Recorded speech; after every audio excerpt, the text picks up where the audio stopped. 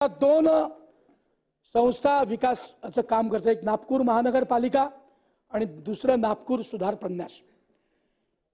आमचे देवाभाऊ असतील, आमचे देवेंद्र असतील मुख्यमंत्री होते तेव्हा नागपूर सुधार प्रन्यास त्यांनी बरखास्त केलं होतं, पण दुर्दैवाने 19 नंतर 2.5 वर्ष जे सरकार महाआघाडीचे इथे आलं त्यांनी परत एकदा ही एनआयटी जिवंत केली आणि या नागपूर शहरातल्या नागरिकांना त्याचा त्रास व्हायला लागला। चुकीच्या पद्धतीने कोणालाही विकासाकरता जागा देणे, पीयूच्या लँड देणे, बगीचे देणे असे अनेक चुकीचे प्रकार त्या एनआयटीतनं झाले होते। या संदर्भात नागपूर महानगरपालिकेत जेव्हा आपण आपलं घर बांधताना जे शुल्क भरतो ते वेगळं आहे, एनआयटीत जे शुल्क भरतो ते वेगळं आहे, त्यामुळे अशा याच्यात नागपूर शहरातल्या नागरिकांची परवड होते, त्यांना त्रास होतो आहे।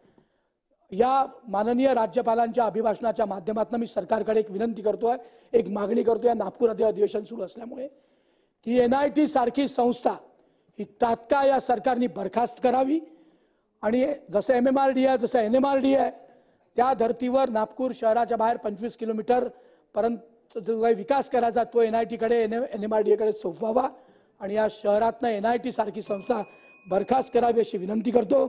आपण मला राज्यपालांच्या अभिभाषणावर भाषण करण्याकरता संधी दिली, या अभिभाषणाचं मी अभिनंदन करतो। बसतो। जय हिंद, जय महाराष्ट्र, जय विदर्भ।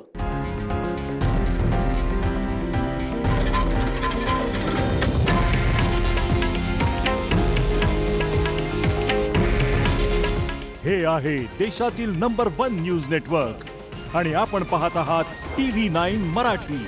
काळजी तुमची, हित महाराष्ट्राचं।